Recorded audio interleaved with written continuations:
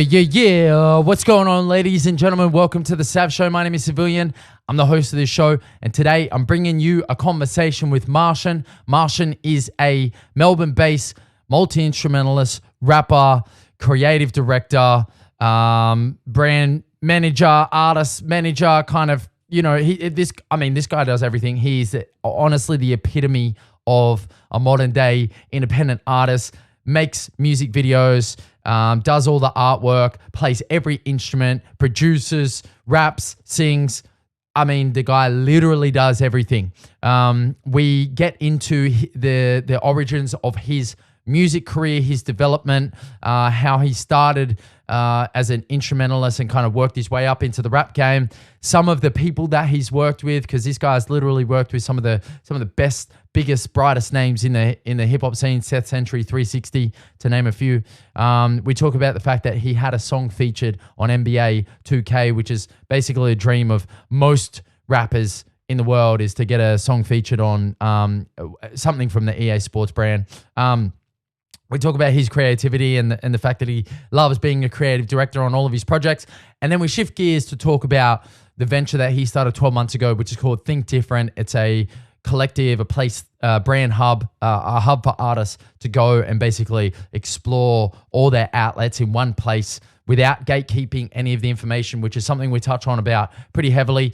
Me and Martian have kind of shared a similar journey as far as when we were younger, potentially we wanted to be well known as artists, as individuals, and potentially, that's still on the cards for both of us. However, as we get older, we really, by the sounds of it, it definitely sounds like it for him, and it is for me.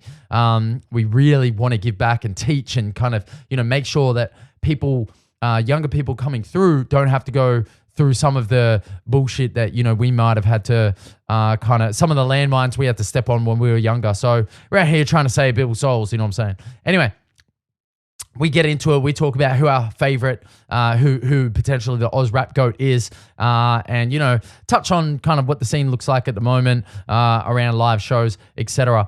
Anyway, I hope you enjoy this conversation with Martian. Please go check out his links below. If you enjoy this conversation, like, comment, and subscribe. That would be amazing. I know it's a bit of an effort to do that sometimes. So if you do make that effort to like, comment, or subscribe, it would mean a lot to me. So yeah, I appreciate that. Drop a comment. Let me know what you thought. Anyway, this is my conversation with Martian. Hope you enjoy it. Let's go. Tell us where the music journey for you began. Man, how long have you got? I learned piano from a really young age. I learned classical piano, actually. I think when I was in grade 3. Because when I was in kindergarten, actually, there was a piano in the corner. And while all the other kids were playing, I would run up to the piano and just beat the shit out of it. I would just bash it. And then in grade 3, I said, I want to do piano lessons. And there's no one musical in my family. No one really knew anything about it. And I just said, I wanted to go do this. And the second I started, I had this grumpy old teacher who was teaching me classical and really, really strict. And I couldn't get by being technical and following the rules at all. But what myself and my teacher found out really quickly is I had a good ear. Yeah. And if I could get her to play it, I could learn it straight away, kind of thing. So I kind of learned really, really, really quickly and just smashed through these grades really fast. And then in year 8, all my friends were metalheads and emo kids, and they all played hardcore music. And I'm like, well, I'm playing classical. This sucks. So I picked up a guitar and started teaching myself guitar. And the classical piano and the music theory and all that I learned really came in handy there. And then they started playing in bands, and they're like, well, we've got guitarists, we need a drummer. And I'm like, all right, picked up the drumsticks, started teaching myself drums, and I was playing. So we were playing in bands in pop punk and really heavy metal for a while, for 4 or 5 years through high school. And I was writing the songs, we were recording them together. And then in the last year of high school, I was doing a tape cert and found that you could make music on your computer. Okay. And it was holy shit, I had no idea you could do any of this. Yeah. Because I've always had the skills, but we've had to go pay a producer, a studio, and a producer thousands of dollars to record the band and set up the mics and all this kind of stuff. And I'm like, you can do this from home? Yeah. Holy, it just blew my mind. So I the second I figured that out, I went. What was the program? It was on Cubase. Cubase was the first program I learnt, which was sort of Yep. like a PC alternative to Pro Tools, and that was sort of neck and neck for a while, but Pro Tools just took off. Yep. And then I got my first MacBook and got Logic, and I just started making as many songs as I could. And even though I've been in metal and punk my whole life, the second I started producing my own work, it just started leading towards hip hop, and it started becoming beats. Yep. And I'd never thought of being a frontman myself. I always wanted to. I always, because I was writing the songs and playing all the instruments, I always wanted to put my own music out there and have that be the star of the show. But I wasn't a vocalist or a singer. But the second I found other people doing rap in Australia, I kind of said, hold on, maybe I can actually do this, you know? Do you remember the first rapper that you ever heard in Australia? Man, the first three, and they've been on my list of the three that I really want to work with, was Bliss and Esso, 360, and Seth Century. I heard those three because once I'd heard rap in Australia, I heard a lot of it, and a lot of it was all the same to me. And while Hilltop Hoods was leading the way, and we had this whole underground of Oz hip hop rap, which a lot of people call bogan rap, it wasn't for me. Barbecue rap, mate. Get it right. Barbecue rap, yeah. It wasn't for me because I'd come from a place of like melody and harmony and metal and pop punk and all this creative stuff, and I couldn't lock in with just beats and bars, you know. But you wanted to write some hooks. Yeah, absolutely, man. I wanted to write something like, and I'm writing cinematic and orchestral stuff, and I'm like, how am I supposed to fit this in with what's happening, you know? But the second I heard Bliss and Esso do like Circus in the Sky, you know, and I heard 360 kind of like pave his own lane and force himself out of the demographic everyone else was sort of having to be boxed in, you know, like it kind of subconsciously gave me permission to do the same thing. Yeah. And so when you first start kind of rapping, when you have that epiphanal moment of like, oh, maybe I can do this, maybe I can be the front man, do you start rapping under an alias or do you just go under your name? Yeah, because my name's Cooper, like everyone calls me Cooper, it's a family name. That's what everyone knew my older brother as. So to everyone else, I was Mini Coop.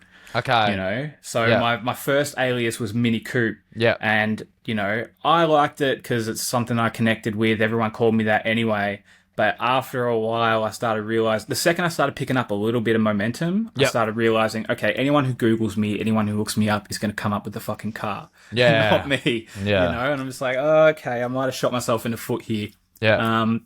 So it kind of led to me, you know, debating for a long time about changing my name because I just started picking up momentum. I'd gotten, you know, I think it was 360 and Pez had like shouted me out, and I'd started some little competition that picked up a lot of speed in their, you know, in their area of the internet. So I just started gaining momentum and fans, and then I'm like, I have to change my whole identity and the whole thing, you know. But I'd always been obsessed, like music was my obsession for my whole life. My only other obsession in life was space and the universe. And like I'm just like so drawn in by the cosmos and its like endlessness and like just how like incredible the universe is. So I wanted to go with something that kind of reflected that and feeling like I'm not from around here. I'm not what's normally, you know, what everyone's used to seeing. So I went with the name Martian because, you know, it's something that I've always connected to, and feeling like an outsider coming in. It's the same like with me coming into hip hop. I've come in from a classical music and metal background, coming in to do hip hop, and what everyone immediately said is your songs sound different, your beats sound different. You know what I mean? So I think Martian really helped highlight that for me. And did you make the logo? Because I messed with the logo. Yeah, I didn't actually. I think this was a cheeky $5 job from some graphic designer on the internet. It would have been $5 or something like that. With all my artwork, I've always come up with the ideas, but it took me a while to get into the swing of doing stuff myself. So that logo was made by someone else. I love it. But ever since then, since I started having to pay for all the graphics and the video clips and stuff, being a deadbeat broke musician, I just said, I can't afford it. I'm going to start doing it myself. So like from then on there, I'm like, okay, any artwork, any single artwork, merch designs, my video clips, I'm going to figure out how to do this myself. And I don't care.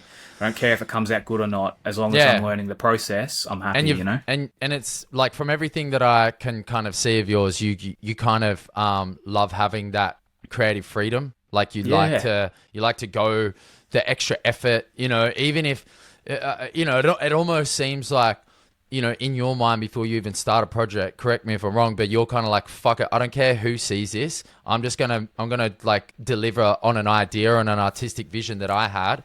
I don't care what effort it takes.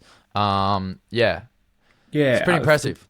Thank you, man. Like once I get an idea in my head or a sound in my head, I have to get it out. Yeah. And it takes me forever a lot of the time to complete it because I have so many ideas come through, and I have this really bad habit of getting a song 90% done and then just starting a new one because it's all creative and no, you know, work ethic. Yeah. But I have to get it out, and like the songs were the ones that were coming first, but pretty soon like visuals started coming as well. And when a song and a mood comes out, I immediately start thinking of visuals and artwork and stuff like that too. And if I can do it myself, then I said that I would. Yeah. And, you know, it sucked for ages because it's so much extra work and you know nothing. And, you know, you're just sitting there like learning by doing and winging it. But after a while, you know, like it started to like get to the stage where other people were starting to try and hire me to do their visuals and their artwork too, you know? It's been crazy. Yeah. Yeah, we'll get to the hiring to doing the thing in just a moment, but let's touch on a little feature that you got on 2K, NBA 2K. Yeah. What was that feeling like? Man, it was wild. That whole thing came about so suddenly. I was browsing on SoundCloud and I saw this competition. It was a SoundCloud competition with EA Sports and SoundCloud, and they were looking for people to, you know, potentially put on this video game. And then I had a look, and the closing date was the next day after I'd seen it. And I'm like, oh my God. So I had this beat that I was working on, and I just literally went back into the office, finished the beat, wrote some lyrics, recorded it that day, gave it a rough mix down, and sent it off, and then thought nothing of it. Right? I'm like, okay, cool. That's done. That's out there. Yeah. And I heard nothing for months and months and months. And then I had this little stint where I got signed by a label briefly. And that was one of the songs that I released with them. And right at the same time as I released this song with the label, SoundCloud and NBA2k hit me up and go, yo, you're one of the like 10 out of thousands that we've picked, and we want you to be in this video game. So can you finish the mix up and send it over to us? Holy shit, that's dope. I'm like, oh my God, because the competition strictly said that you have to be an unsigned artist, and I've just been signed and released the song with the label. So then I had to go to the label and then get permission from them and be like, look, I sent this to you guys when I was unsigned. I sent it to you as an independent artist. The label is happy to allow this go through and take no ownership of it, kind of thing. I had to get them to like unflag it for copyright and stuff like that. And basically say, yeah, it's my song, not the label song. And luckily they okayed it. What I wasn't happy with though is they didn't tell me that because it was going on a video game, they had to make it safe and like, you know, remove swear words and stuff like that. But they ended up removing like 50 words, and all these words that weren't even swear words. You know, like give me an example. Like the word stupid. Like they just cut it completely. So there's like so many parts in the song where it just cuts audio completely. And I'm just like, if you had told me, I would have just fixed the whole thing and made it like, exactly perfect for you. But it didn't. I didn't care, man. Like I logged on, downloaded NBA 2K, saw my song in a video game, and I'm like, I'm done. I don't give a shit. Like I'm happy. I've made it to that level. You know.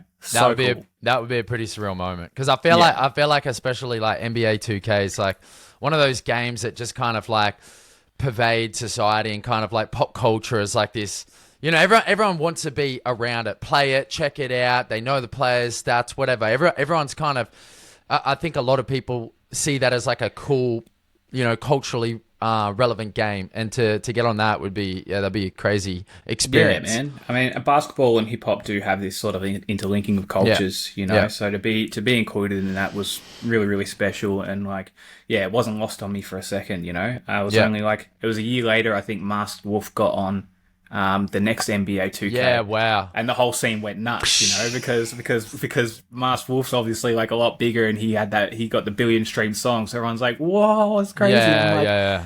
"Yo, I did this last year, but I'm happy for you too, dog." You know what I mean? It's like as long as Aussie artists are getting on and getting exposure, you know, in the world scene, everybody's winning now. You know, it's so sick that like those doors are starting to open. Yeah, absolutely. Yeah, I think things are, you know, we could probably go in detail maybe a little bit later, but I think things are in a pretty good place right now.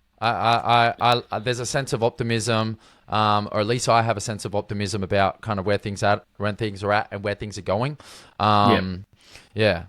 Anyway, so let's dive into kind of some of the highlights of your rap journey so far. I know you mentioned off the top that you had kind of 3 artists that you idolized and looked up to: Bliss and SO, 360, Seth Sentry, and if my memory serves me correctly, you've worked with at least 2 of them already. Is that true? Yeah, man. Back in the day, yeah, it was pretty good, man. And like I did a song with 360 back in the day, because I came up sort of doing covers and remixes. Yep. And one thing that sort of got me recognition among a few artists is when all these other artists were doing covers and rapping on famous people's beats, they're always giant American artists. But for Australian artists, those beats there's no instrumentals out there because they're not putting their instrumentals out and no one's remaking them. So I said, okay, I'm going to remake some Australian artist beats and rap on that. Smart. And I had a few artists hit me up like, "Yo, where did you get my beat?" And I'm like, I remade it from scratch kind of thing. And they're like, "Oh, okay, like, maybe I should check you out," kind of thing. That's hectic. So that's sort of what led to the collab with 60. And then a couple years back, I was just shooting beats out to everybody, and one of them happened to land with Seth Sentry, and he said, "Yo, I like this one. I want to put it on my album." I'm like, "Cool, man." Like, it's so interesting how those things come about, because whenever I'm trying to do something on purpose, and when I'm scheming and I'm trying to make moves and I'm trying to get ahead and I'm trying to network, I get nothing. Like, no one's answering emails, no one's hitting me up. But when it's just happy accidents by chance, that's when the good things come, man. You kind of just always have to be doing it for the passion. Yeah, but that's the thing. Like, people are. It's incredibly. It's interesting how lucky people get when they work really hard. You know, like if you're doing the work, if you're laying the foundations, that's when you actually start to go, "Oh, wait a minute, I'm getting lucky." Maybe not in the things that you necessarily had planned, but the fact that you're putting yourself in the conversation, you know, you've got like a kind of a mind that is trying to bring in all these different energies, means that you're going to touch on the certain points a little bit more easily than a person who is kind of like taking weeks off or months off. You know what I mean? Yeah, you put yourself in the position to get lucky. So, yeah, definitely. So now it's just Bliss and SO that's on the list, and I got SO to open up one of my songs with like a little skit intro thing, but I'm not counting it because it's not a verse, it's not a song collabs kind of thing. So I've got to find a way to make myself, like, I've got a song ready to go for them, but I think I don't want to reach out to them yet because I've got to make myself more of a target, more of someone worth, you know, worth a collab, because it's got to be worthwhile for both parties. And if I'm coming and offering them, you know, no extra views, no extra followers, then you know, why would they do it, kind of thing. But the song's incredible, so I'm just waiting for my shit to pop off just a little bit more, and then we're going for 3 for 3. Yeah, fuck yeah. All right, so you stay patient. You got all the armor on. You're ready to go to battle as soon as they give you the call up. You're on. Yeah. The game plan's set. I've just got to make a few moves first. Fuck yeah, I like that. So let's we've touched on a little bit of the Martian aspect of things, because obviously when I reach out to you, it was kind of through the lens of Think Different. But I realized that, you know, Think Different as a brand and as a company and as a venture, whatever you would like to call it, doesn't really exist without, you know, the Martian origin story. So, you know, now that we kind of have a taste of what Martian's done and where Martian's been, can we talk about kind of the origin story of Think Different and where you decided to start that from? For sure, man. Think Different was something I always wanted to do. When I came into this, I realized pretty quickly that while hip hop culture itself is really like connected, and there's a brotherhood there, and there's a camaraderie between all the music fans and the artists. The gateways, the resources, the connects, all those doors are shut. Yep. There's no real place for education for artists. There's no real place to learn any of this stuff. And even if you do, there is a place for it. These artists, underground artists, don't know where to look. They don't know where to start. They don't even know what they need to, you know, upskill themselves and become independent artists. And that was my journey. Like, I kind of had to figure every single aspect of being an independent artist, from, you know, writing, producing, mixing, mastering, playing these instruments, creating artwork, photography, video editing, like directing my own visuals, booking shows, networking, collab, all this. Like, I had to figure this out trial by error. Yeah. And I made a lot of mistakes along the way that are like, you know, cost me opportunities, cost me contacts and connects, you know. And I just, the whole time I was just saying to myself, I wish I had a mentor that could have walked me through this. And because like it's taken me, you know, 10 years in the music industry to like learn all these different things and get these skills. But if I knew what I was looking for and where to look for it, I could have done it in 2. And saved myself so much time. And it's just like, cool. So if that's the case, then I want to be able to do that for everybody else. All the younger artists coming up, not even younger, just all these artists that need help in certain aspects. Like, especially nowadays, like when I started, it was more about the music. Like the industry and the fans were more excited about music discovery. So it was put songs out there, and if it's good music, it's probably going to be well received. But nowadays, it's the meta's all shifted towards content, and it's become so oversaturated due to technology that artists sort of have to be artists, producers, personalities, and full-time content machines all at once. So you're working a couple of full-time jobs while you're working your real job trying to support yourself.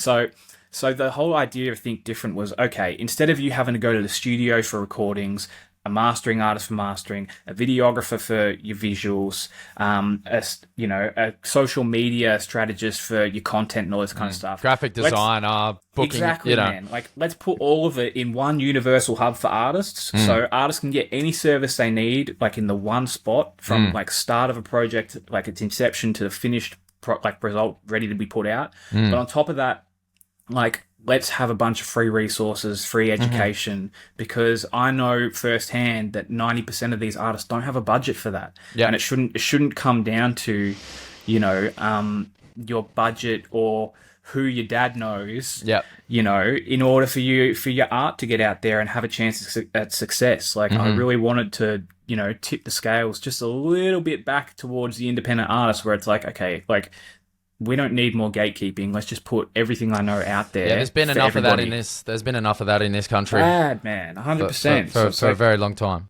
Yeah, so if we can have, you know, a bunch of resources and education out there and start a conversation between artists, it's like, yo, let's work together, you know, and let's have everything all in the one spot. Then I feel like, you know, while it would be nice to make a living off it, it's never been the goal. The goal is just to be the mentor that I never had for everybody else, you know? Yeah, fuck yeah. Amen. Preach. That's it. We got to do something. Yeah, so speaking of mentor, like I did have a mentor for a little bit when I first started, but he was basically he was a professional musician in Britain in London in like the 70s. Was a bass guitarist, played on some very big bands, sessions, stuff like that. So like this is an older man from London who doesn't really understand the Australian, not as well the Australian hip hop landscape kind of thing. He understands music like no one I've ever met. Understands the game to a certain extent, but like that didn't really understand hip hop. So anyway, couldn't really have some conversations with him kind of thing. But man, if I'd had someone telling me about certain things, like, you know, like musicians are meant to get paid when they go play at a gig. You know, it could have saved me some super hairy conversations. When I first started, because goddamn, I put my foot in it a couple of times.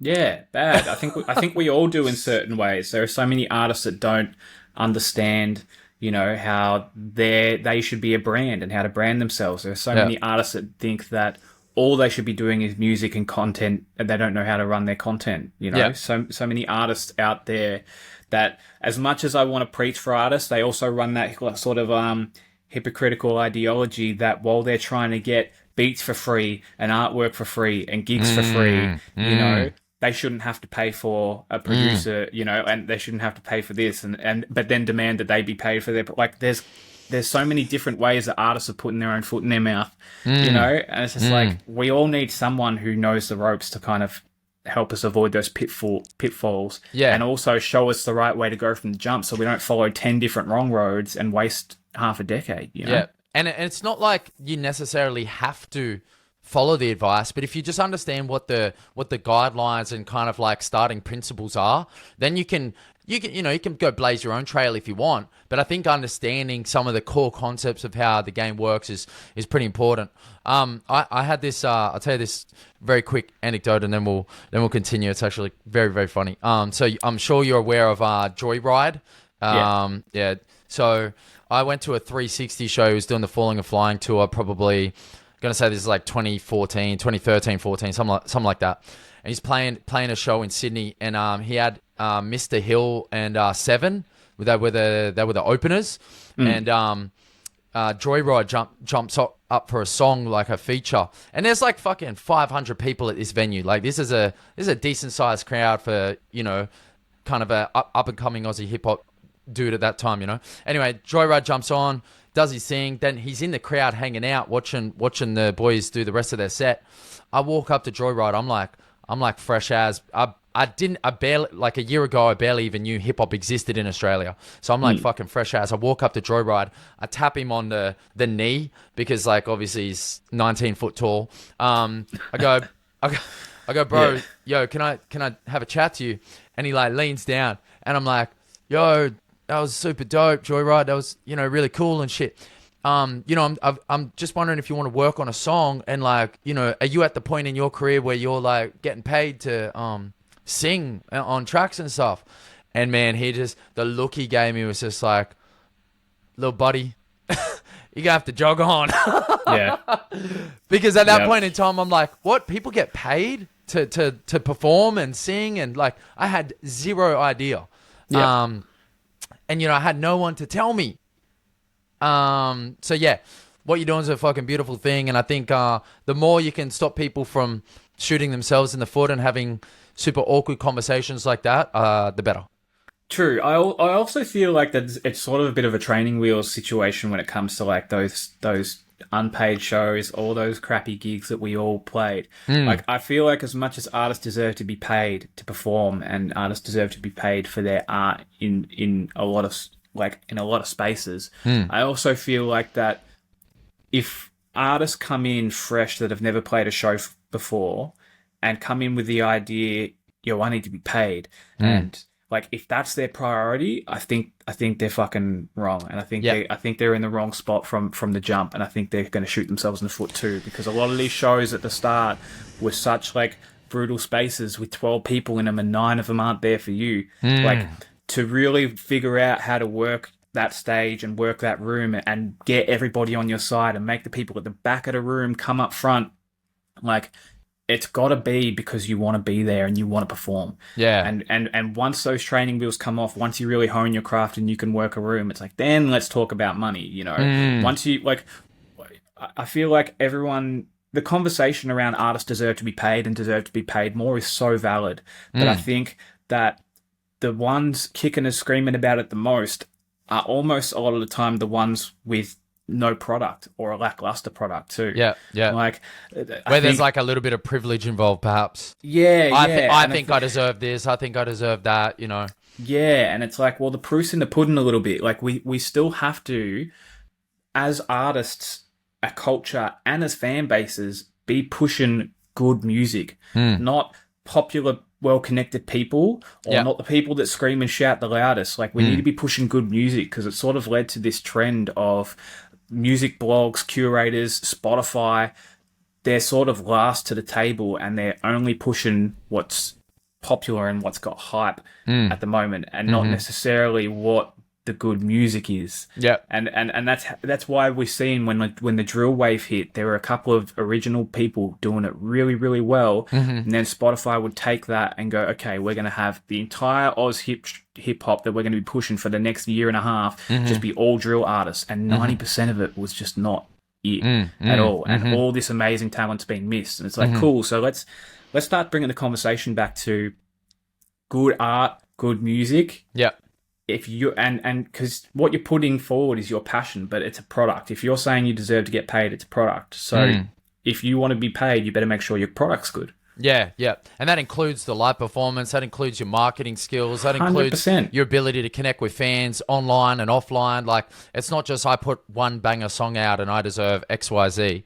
Man, people will go up there. They'll go to a show and they'll bring no people. Maybe 2 people will show up for them, their DJ and one homie. And then they'll jump on stage with their full song in the background, like karaokeing it, like, you know, instead of like rapping, they'll karaoke it. They'll walk back and forth. They won't connect. They don't have their stage show set up. And it's like, and then they're like, I deserve to be paid. And it's like, where my money? Where was the performance? Where was the value, in my opinion? And it's probably like a little bit, you know, on the edge. I think there'd be a lot of musicians out there that disagree with me, but it's just like, I wouldn't pay to go see it. You know. Well, here's the thing. I think it comes down to this really simple old school idea called maybe you want to call it integrity, hard work, grit, whatever it is. But it's like, you know, you don't just get things in life just because you did something. You get things in life because you worked hard at it and you kept on showing up. And I just think that the expectation sometimes in music is like, well, I did a thing, so I deserve everything. And it's a very dangerous game to play. It's real tough because there's 2 sides to the coin, right? There's we want to equate music work as a job the same as everybody else. But everybody else, they show up to work, clock in, work the hours and get paid for that, right? Yep. But for artists, we show up to work for 5 years and clock in the hours, but because the people haven't found the value in our product yet, we don't get paid. Exactly. And I understand why a lot of people are super upset about that, because you feel like you should be paid for your effort, you know, and your grind and how much passion you put in. But the job of an artist, while should be to make great music and, you know, to be passionate about what you do, the real job of an artist is similar to a personality, and that's to be able to make people see the value in your product. Yeah, exactly. You got to be able to communicate that value. And if you can't find a way to do that, even if your product's good, you're not going to get paid no matter how much you deserve it, you know? And that's a whole nother, like, you know, bag of worms can of worms. Look, one thing that I kind of go back to with come back to with everything, like whether it's me or someone else, whether they deserved it or didn't deserve it, whether I deserved it or didn't deserve it, I just kind of remind myself always that the market is kind of always right, and whether the market is efficient or not is actually the question. Yep. But the market kind of is always right. It's like, you know, when you saw like the kind of like early 2010s festival kind of like, I don't know what you would even call it, but landscape where like you would see a DJ just kind of come out of nowhere, play a couple of bangers, and just all of a sudden be like getting paid big dollars to play all these like stadium tours and festivals and shit like that. I mean, that was the market deciding that he deserved that, or they deserved that, she deserved that, whatever. Whether or not it was like right or wrong, it doesn't really matter. It's like whatever the market decides at that point in time. Facts, man. So you'd rather just kind of understand the states and the laws of the game and just play within that, whatever they are. Like art is art, and I have the utmost respect for any artist that's making it with passion and talent, and you know, like those are the artists I want to work with. Yeah. People that are passionate, talented, and they make good music. But when it comes to being paid, it's economics as usual. It's supply and demand. Yeah, it's totally. like your art can be incredible, but if you can't create a demand, then you're never going to get paid for it. And it's just like, it's a harsh reality that we all have to learn, because I was bitter as for ages when I was coming up. I had big artists shouting me out. I had fans and artists going, I don't know how you're not more famous. I don't know how you haven't popped off. And I started getting in my head. It's like, I don't know why I haven't popped off either. Yeah. I haven't created a demand, man. I haven't cultivated enough hype and support and given these fans out there enough of a reason to really go to bat for me. You know? And it's like, cool. So now that I know that that's the issue, I can start incorporating that into my brand and into my journey. Yeah. I'm not just here putting out songs. I'm here providing value. You know, here's good music, yes, but here's me as a personality. Here's some of the other things I believe in. Here's extra ways you can connect and actually like have a reason to like me and support me. You know, here's things I'm doing for the community. And it's just like, it doesn't have to be done with a capitalistic mind frame of I'm doing this so I can get this. I think it has to be done in an authentic way. Yo, I want to be the guy. I want to make good music. I want this music to reach as far as possible. And I want you all to fuck with me. I want to give everyone a reason to really, really like me and like my music. So I need to be the guy on all fronts, not just releasing an MP3 every 2 months. Yeah, cool. That's not enough anymore. That's extreme accountability, and I love it. Gotta have it, man. All right, so we kind of touched on the origins of the Think Different story, kind of how you kind of, or where you decided to kind of get it set up from, like the idea of conception. What do you kind of, you kind of already touched this already, but like just specify, what is your goal with Think Different specifically? Not just Martian, but like Think Different as a brand, as a collective. Yeah.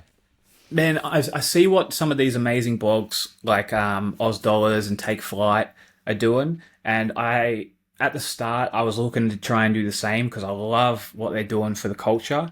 But I think I want to split off and go in a bit of a different direction. While they're going to be based around music discovery and promotion, I want mine to be, this is for the artists, not the fans. You know, I want this to be for the artists. I want there to be as much education and resources and services, yes, but I'm also looking to start getting into events as well, because I feel like, especially in Melbourne and with how terrible that the live scene is starting to go in Australia, with all these venues closing down, festivals closing and all this kind of stuff, I feel like RIP Splendor.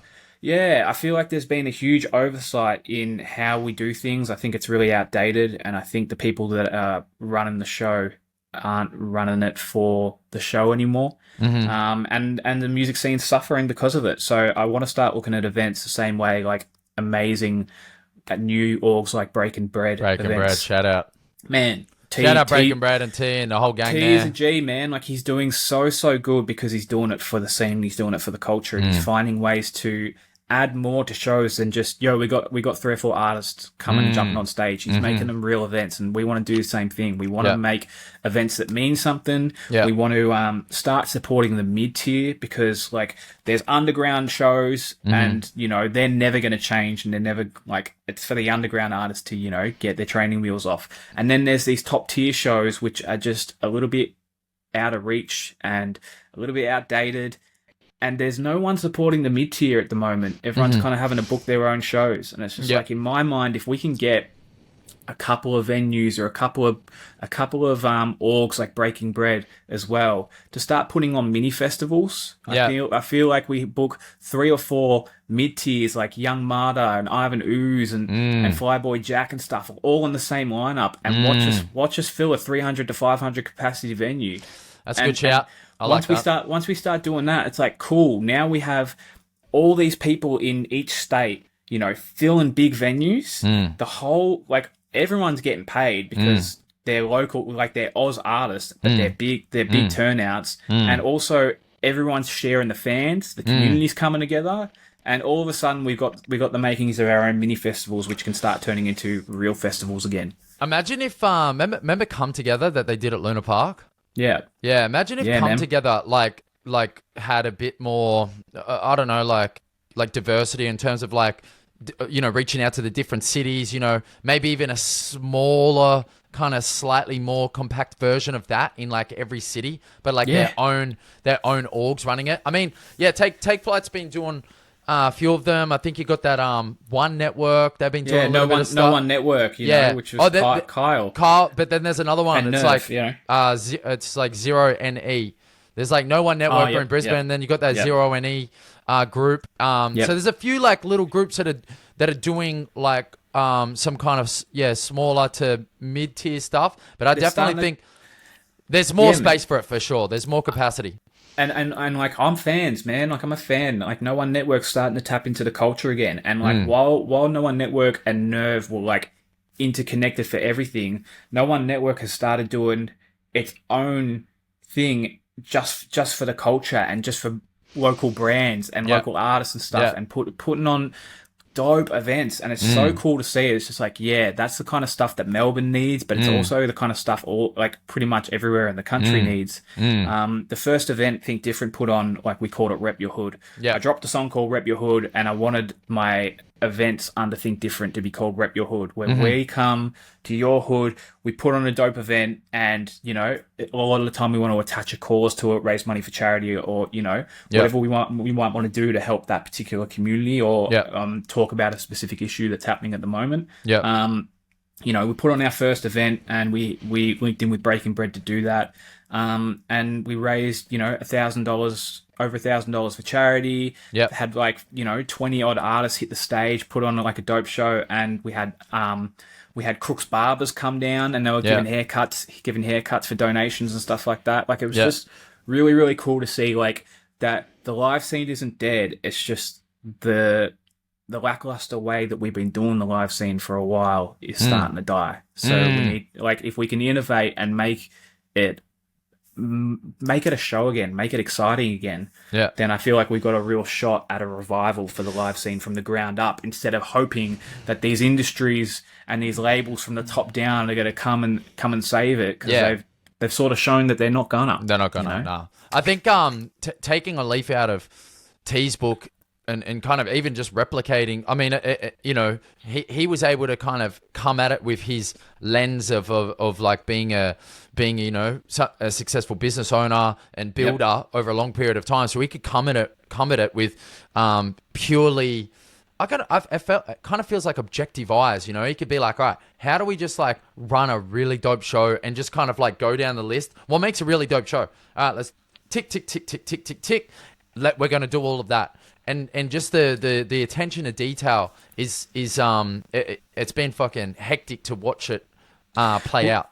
And it's none of it's selfish, and that's why it's succeeding, you know, because everyone that's trying to put on a show at the moment is putting a show on for them. And then they're trying to get supports that are going to bring the right kind of fans to big them up, you know. And same with a lot of these orgs and labels. They're trying to put it on for them, and they're trying to either make a profit. It's going to be about clout for this particular moment, you know. And it's just like T and Breaking Bread are putting on movements and shows without any selfishness. They just want to have the best kind of night they can. And that's why it's winning, man. It's like, it's a great book to, like, you know, to read from. So how is Think Different going now? How long's it been operational? The warehouse, is it a warehouse? So Think Different is just the brand. It's been operational for about a year. I've been working out of a studio in Cheltenham, southeast Melbourne. It's called The Avenue now, and that's a collection of producers. And basically, it's just going under a big reno now. And what it's going to be is a huge open space that we have studios, a visual space, and that can be booked out by anyone. So it's not just like their building that I'm working out of, because I don't own the joint. I'm leasing space and time. It's my business that I'm bringing in. But what it's going to be is any producer can come into this professional studio and book it and use it. Any artist can come in and book time with a producer that's on our roster. If you need a video clip done, then, like, if you need me to come film it, cool. But if you've got your own videographer, you can rent the space, the lights, the cameras, and come and do it yourself, you know? So it's going to be a space for creatives. That sounds hectic. It's really, really cool. And a lot of recording studios are closing because it's just a recording studio, and you've got to pay thousands for the space, thousands for the time of the engineer you're working with. You know, you're paying to borrow gear and all this kind of stuff. People are paying for session musicians to come in. It's like, whereas here, you've got the gear, you've got the space, you've got everything you need, and you just come and book your time, you know? Really cool. That sounds unreal. When's that due to open? Any idea? So it's already open, but they're going to be doing a reno after to one of the big spaces. So, like, the studio's open still. The visual studio is still open. Okay. Like, it's sort of undergoing a change in how the business is going to run. So originally it was a recording studio where you just book it and book the engineer with it, kind of thing. And now they're turning it into this open space. So it's more so like the website and the structure of it is just undergoing a bit of a changeover, but it's all still up and running. So have they got like an Instagram website I can link below in the show notes? Yeah. For sure. Yeah, We absolutely. can sort that out after, but that's cool. Yeah. I'll send that through to you because it's something like, especially in the southeast Melbourne, like all the studios have been in the city and Richmond and all this kind of stuff. Yeah, And the yeah. southeast has never had venues, never had good studios and stuff. So like, this is going to be like a really dope spot for the entire Bay Area Yep. to come through and really make some cool things happen with. Yeah, cool. And the only other thing I really want to work towards, because I'm starting to do coaching for artists. Like, Yep. I've set up an artist boot camp where we lock in for 1 hour a week, and for each hour that week, we're building a development plan for every artist that I'm working with, and we go through every single aspect of being an independent artist. We workshop on your weaknesses. You know, if you've got strengths, cool, like I'll let you do them, but we're building a development plan and a strategy, sort of the same way a personal trainer would at the gym. Yep. And it's my job to like coach you through and help educate you and upskill you, but also keep you accountable and keep you on your schedule and keep you working towards those like specific goals that, you know, we set out. So while I'm starting to do coaching for a lot of these younger artists, one thing I do want to work towards is masterclasses, where we get like 10, 15 people to come in for a big weekend, and we do this whole 2-day stint where we learn everything. We have some in-studio experience, you know, and you walk away with all the short courses, all the resources, and ongoing, you know, access to the Discord and the coaching and all that kind of thing. That sounds dope. And I want to make it cheap as well, because like if I can get 10, 15 people through, like, yeah, like I can make money off it, but I want to make it affordable for every artist, especially these young kids that are trying to come up. Like, there's so much more talent in the youth now than there was when I was young, because they all know what they want to do from the jump. It took me 10 years just to figure out what I want to sound like. Yeah. But now they got the computer programs, and they've got the direction, and because they've got access to the entire world of artists, they figure out what they want to sound like so much quicker. So they can come through, and I've seen these 16-year-olds making incredible music, you know, from the jump. And it's like, sweet, if I can give them the tools they need to take that incredible music and have a direction and a path and a plan for it, then they're going to be so much further ahead, you know, of me when I was their age, that, you know, it's worth it. And do you, it sounds like you kind of enjoy teaching as well. Like, obviously, I love it, man. Yeah. I love it. I think every single time I go off on a tangent when I'm like coaching someone, like I feel like I'm just rambling for ages. And every single time I stop, they come out and they go, dude, how do you know so much? And I feel like I don't. Like, I get that imposter syndrome where I'm just like, do I know so much? Like, I feel like I'm just talking shit. But honestly, I think after like 10 years of just doing this, I feel like there's a lot of value in that. And I like the fact that people are getting further ahead with help, you know? Yeah. I wish I had that. So it's just like, cool, if I can be that for someone, then that's all I need, man. It's super enjoyable. And it's rewarding. Well, yeah, I've taught primary school kids for ages, and like there's the kids that don't want to be there, they don't want to learn, they're not interested, their parents want them to be there. That's a drain, man, and it sucks to teach. But the kids that come in that actually have talent and passion, and you see them light up when they start to get it and they start to pick something up, like that's so cool, man. And I carry that on with, you know, the artists that I'm working with today, because I feel like there is still excitement and passion to be had in this music industry. It's just that the grind of it all and the like overwhelming, I don't know, the weight of how hard this industry is, it beats that out of all these artists. It's so hard to be passionate and excited about your journey in music with everything you have to do and how hard this journey of success is going to be. For long periods of time. For just years and years of all grind, no success, no wins. Like, anyone's going to burn out, anyone's going to get depressed, anyone's going to take this passion and end up hating it. And it's just like, cool, man. So if anything that I can do when I'm teaching some of these artists helps make that easier, or like helps them turn a little bit of enjoyment of the process out, it's like, yeah, that's I love a win. it, dude. Yeah, I absolutely love it. All right, so we're gonna kind of switch lanes just a tiny bit now. I need you to break something down for me. All right, so I'm going to get rich enough to have someone sort my Fruit Loops into separate colors. Hyperbole, or is this genuinely what you're aiming for? Well, look, if I'm being literal, I could go down the street and pay someone $5 and they'd probably do it for me. So maybe I'm already there. You're already there, baby. But since we've made it, I can quit tomorrow. But I just like saying, like, one thing I started doing in my songs is just, I want to say something no one else has said. Yeah. You know? I feel like there's way too much slogan saying and catchphrase generators and stuff like that. Yeah. And it's just like, I really, really like, especially starting my songs, I really like starting my songs with a line that's immediately going to catch attention. And like, while it is a technique that I've used, because I've realized it's one of the things that I teach is like, when almost everyone that's listening to music is a new listener when you're an underground independent artist.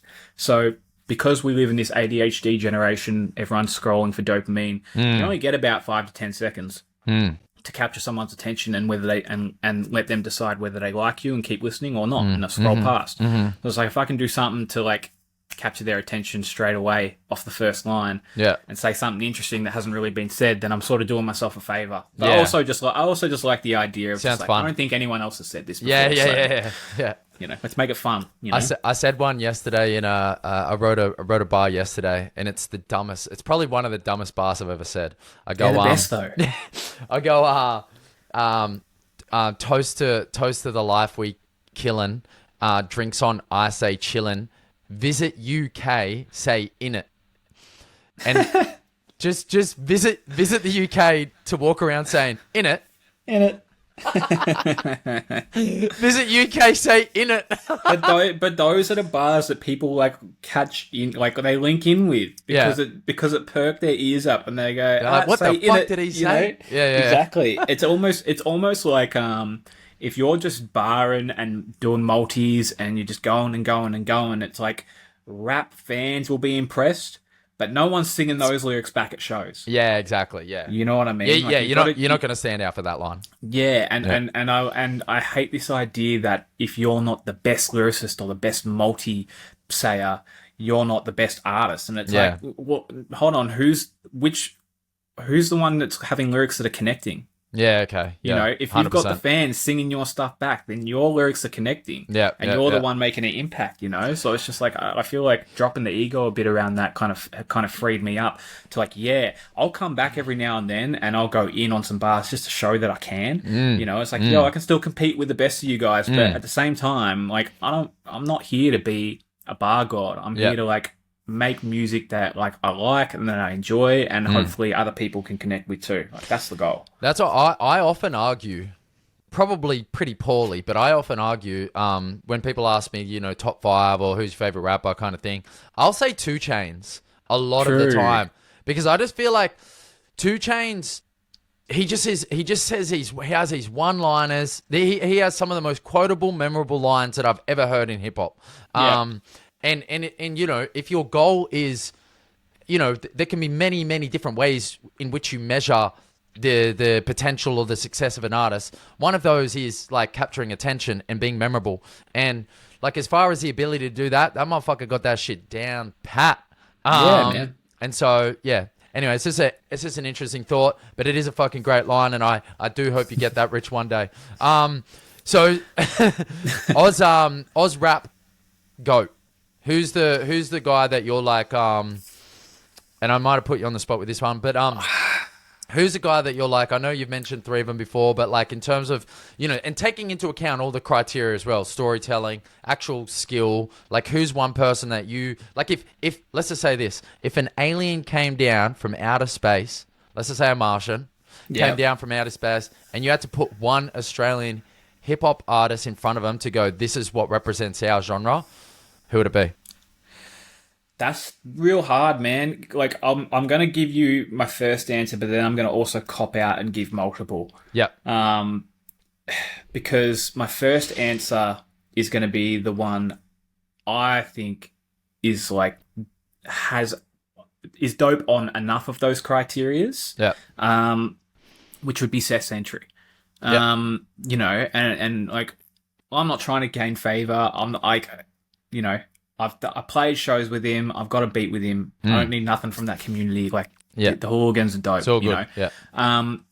But I think Seth Sentry has shown that his songs can be really musically, you know, like really impactful musically, whether it's emotionally or just dope beats. His lyrics, his pen is one of the best in the country by far. Yep. But he hasn't let the ego of his pen consume his music. He's still got quotables that are just dumb and silly or playful. You know? So I feel like, and also he's, you know, you take a look at his album art and the sort of the ongoing themes that he's had throughout his whole career when it comes to that kind of thing. It's all really impressive. His storytelling, it's all really, really good. But, and his performance, like his live performance, his showmanship, insane top live tier. show. He's a great entertainer, you know. So it's like he's got to be in the question. But but when the GOAT conversation comes up, a lot of people are prioritizing sales and streams and, you know, overall fame. And while you can't disregard them, I don't hold them as highly because I grew up musical. I'm all audio. You know, my brain doesn't work in clout. You know, even all my favorite artists, like that I know their songs back to front, I could reproduce every instrument from them from scratch. Like I know them. I don't know their backstories. I don't know where they came from. I don't know the details about these artists because I don't give a fuck. And that is so taboo in like hip hop culture because you're supposed to be about the culture and the story and all that kind of stuff. But it's not, my brain isn't wired that way. I forget everybody's names, man.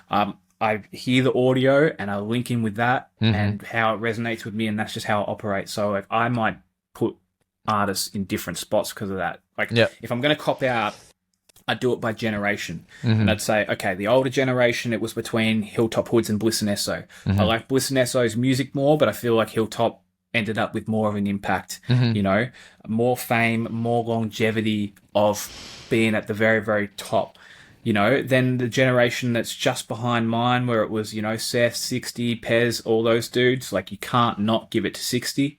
Everyone was doing their thing. 60 came and carved his own lane and just like brought hip hop to new heights, brought all these new fans in, you know, did insane numbers, insane tours, you know, like, and whilst he was making pop music, he still showed that he could fucking rap, you know, and he still kept a bit of storytelling and rawness in what he did, in some of the songs he did and the stories that he told. So I can't not give it to him for that generation. And then in our generation, there's nobody close to what Chillinit's done, you know, and I think that there are plenty of people that can rap like Chillinit.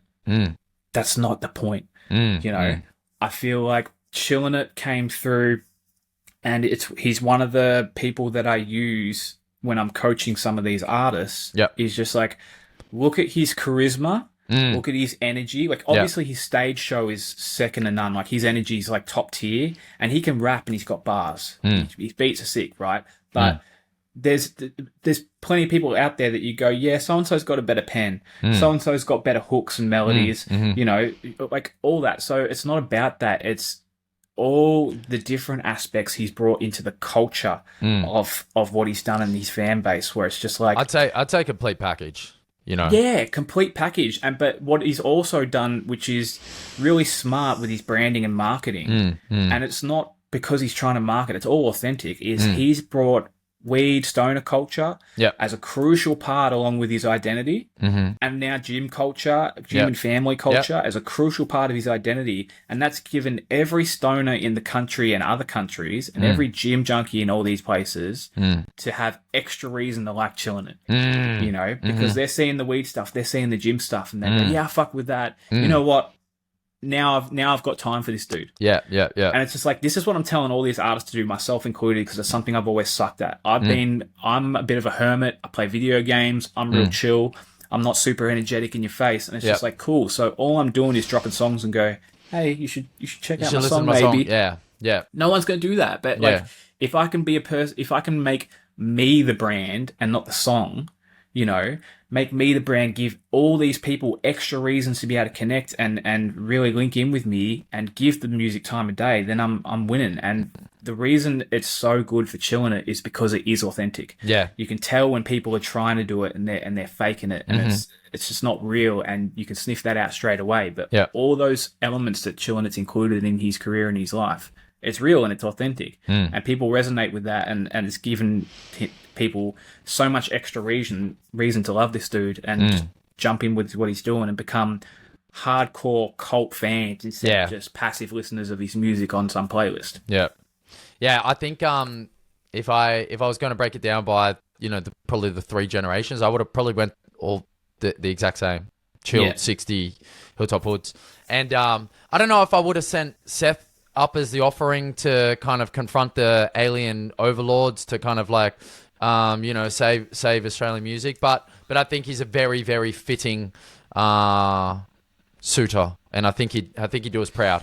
Yeah, I mean, he plays enough fucking Halo. He's our best shot at communicating with him for sure, man. He got the BR ready to go.